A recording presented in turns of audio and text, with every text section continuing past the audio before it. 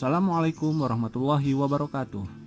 Saya Gemi Setiawijaya, peserta Latsar CPNS tahun 2021, Angkatan 22 Kelompok 4 PPSDM Regional Bandung, akan memaparkan sintesa agenda 3 dan personal branding. Pada agenda 3, terdapat 3 pokok bahasan, yaitu mengenai manajemen ASN, pelayanan publik, dan whole of government. Yang pertama yaitu manajemen ASN. Pegawai ASN berkedudukan sebagai unsur aparatur negara yang menjalankan kebijakan yang ditetapkan oleh pimpinan instansi pemerintah, serta harus bebas dari pengaruh dan intervensi semua golongan dan partai politik. Pegawai ASN memiliki peran sebagai perencana, pelaksana, dan pengawas penyelenggaraan tugas umum pemerintahan dan pembangunan nasional melalui pelaksanaan kebijakan dan pelayanan publik yang profesional. Untuk dapat menjalankan perannya dengan baik, pegawai ASN memiliki fungsi sebagai yang pertama pelaksana kebijakan publik, yang kedua pelayan publik, dan yang ketiga perekat dan pemersatu bangsa. Sementara itu, hak dan kewajiban ASN diatur pada pasal 21 sampai dengan 24 Undang-Undang Nomor 5 Tahun 2014 tentang Aparatur Sipil Negara.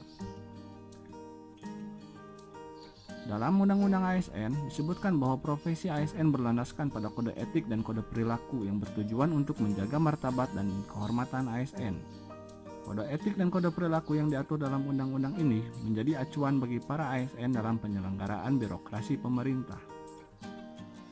Sementara itu, sistem merit adalah kebijakan dan manajemen ASN yang berdasarkan pada kualifikasi, kompetensi, dan kinerja secara adil dan wajar, tanpa membedakan latar belakang politik, ras, warna kulit, agama, asal-usul, jenis kelamin, status pernikahan, umur, atau kondisi kecacatan.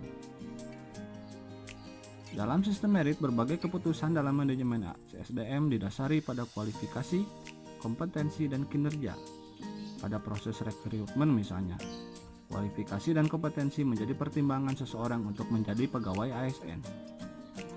Penyelenggaraan manajemen PNS dilaksanakan oleh Presiden dan dapat didelegasikan kepada pejabat yang berwenang dalam pelaksanaan proses pengangkatan, pemindahan, dan pemberhentian PNS sesuai dengan ketentuan peraturan perundang-undangan.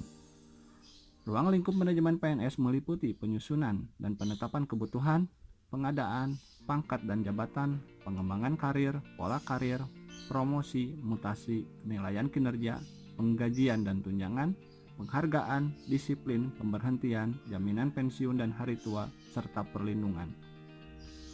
Yang kedua adalah pelayanan publik.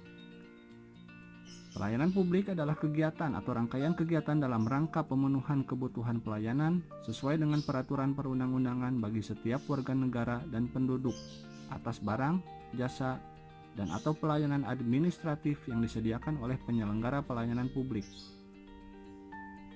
Sementara itu, prinsip pelayanan publik yang baik untuk mewujudkan pelayanan prima adalah partisipatif, transparan, responsif, tidak diskriminatif, mudah dan murah, efektif dan efisien, aksesibel, akuntabel, dan berkeadilan. Yang selanjutnya ialah whole of government.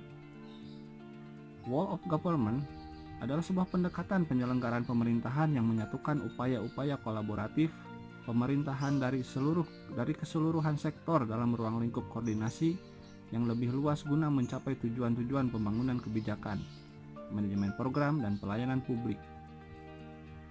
Dalam konteks governance yang baik, maka sistem penyelenggaraan pemerintahan negara adalah keseluruhan penyelenggaraan kekuasaan pemerintahan dengan memanfaatkan kemampuan pemerintah dan segenap aparaturnya dari semua perangkat pemerintahan beserta seluruh rakyat Indonesia. Dalam menjalankan manajemen pelayanan publik, pemerintah daerah dapat membentuk forum komunikasi antara pemerintah daerah dengan masyarakat dan pemangku kepentingan terkait. Yang terakhir ialah personal branding. Personal branding adalah proses memasarkan diri dan karir melalui suatu citra yang dibentuk untuk khalayak umum. Dari ketiga materi tersebut, terdapat beberapa poin penting yang dapat saya ambil sebagai acuan demi terbentuknya personal branding. Yang pertama, saya mengerti dan sadar akan kedudukan, peran dan hak dan kewajiban, serta kode etik PNS. Yang kedua, paham konsep dan prinsip pelayanan publik dan akan selalu menerapkan konsep pelayanan publik yang baik dengan memperhatikan etiket-etiket yang sudah dijelaskan. Yang ketiga, paham akan pentingnya kolaborasi, koordinasi, dan sinergitas demi tercapainya tujuan pembangunan nasional dan demi kepuasan publik akan kinerja ASN. Demikianlah pemaparan sintesa agenda 3 tentang manajemen ASN, pelayanan publik, whole of government, dan personal branding. Terima kasih.